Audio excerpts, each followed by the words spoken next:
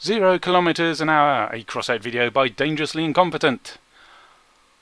I watched DJNexa's Boonta Eve Classic video, link in the description below, and it reminded me that I haven't made a pod racer in absolutely ages. So I made this one, which I'm quite happy with. I mean, it's recognisable as a pod racer, isn't it?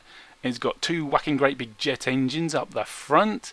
It's got some wires back to the cabin. It's got a green alien sitting in the cabin who even belches flame, look.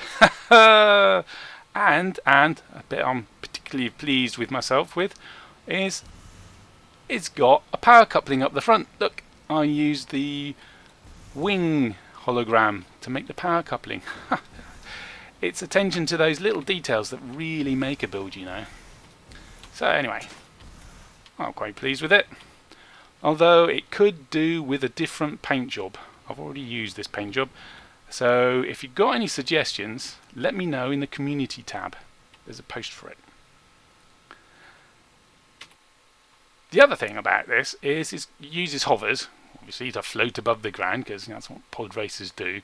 But hovers are quite big, and it's hard to tuck away unless you make your build absolutely massive. And we've already got 80 parts on this, no, 79 parts out of 80 on this thing, so I can't use any more parts to hide them up. And the one on the back's really obvious because that's the one you see all the time. That's your view when you're racing, isn't it? And then I thought, oh, it's Friday, and Friday is it's race day, but it's industrial track, and the industrial track is really tight and small, and this thing is rather big. It's not going to fit round there very well.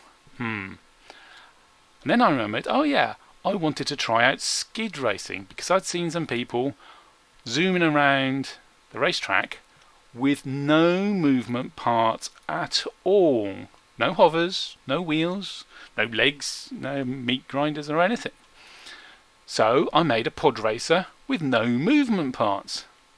It's a bit smaller and it skids along, and we've got, yeah, how's that? Does it work? Well, yes. Yes, it does. Because in the recent changes to race, they made it so that you can go faster without dragging your bottom of the vehicle on the ground and blowing up.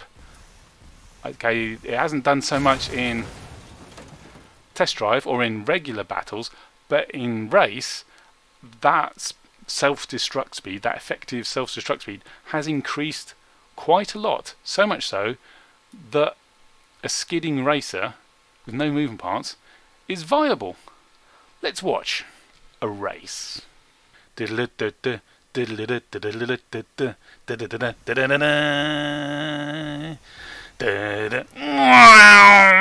And we're off.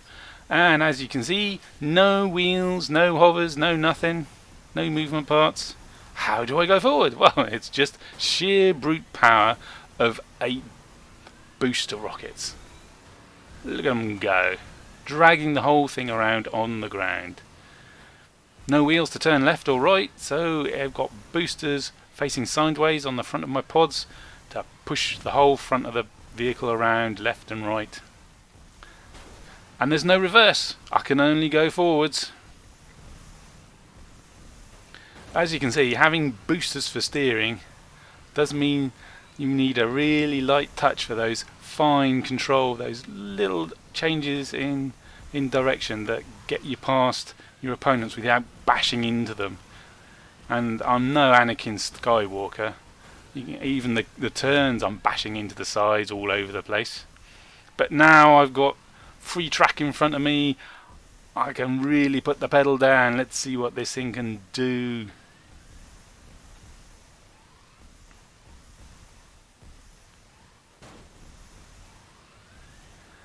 Oops, sorry, back marker, but never mind. Here's the home straight and last turn, and cross the finish line sideways for the win. This build has got the speed to be a race winner, but its handling leaves a lot to be desired. And just watch this. tap the sidewall, and oh, I'm onto my side, and now I'm flying up into the air. Luckily, I'm only on my side, and I can push around the sidewalls that extend up into the air until I right myself, and then I can carry on. So I didn't lose much time then. But most of the time, when you hit the wall or a competitor or an inconvenient bump, you'll roll over all the way onto your top, which means you're upside down.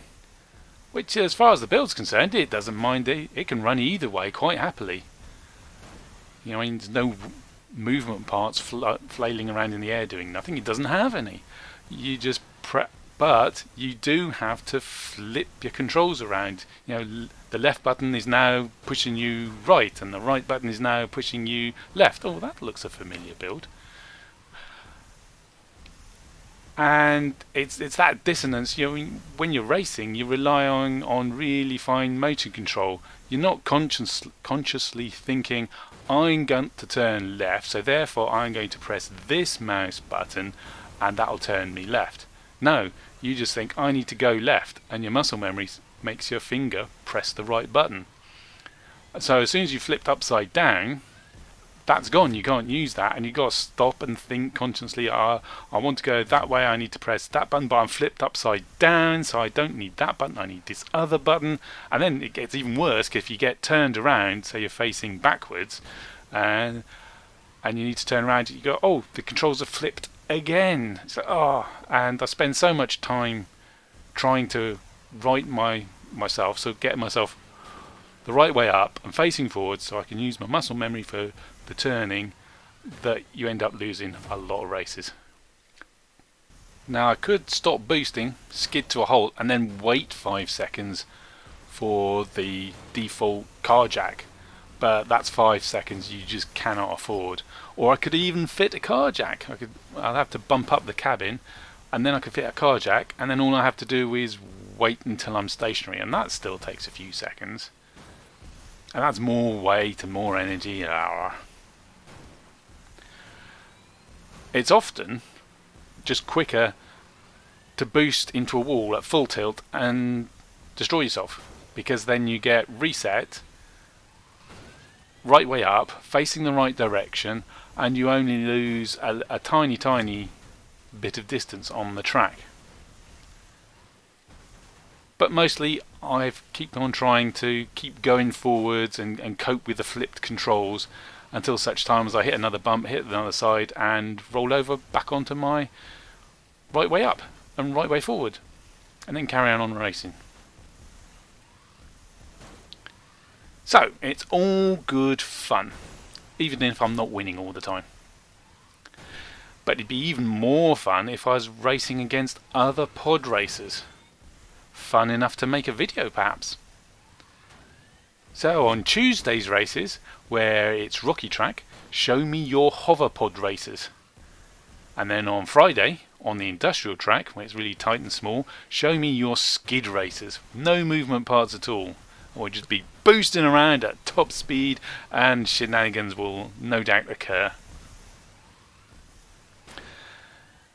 And if you find yourself in the pod racer on either of those race days, maybe, just maybe, you'll find yourself featuring in a video.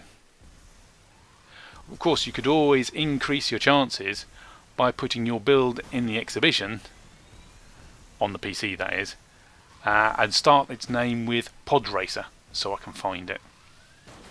Better yet, tell me the name of your pod racer in the exhibition in the post on my community tab. That's it for this video.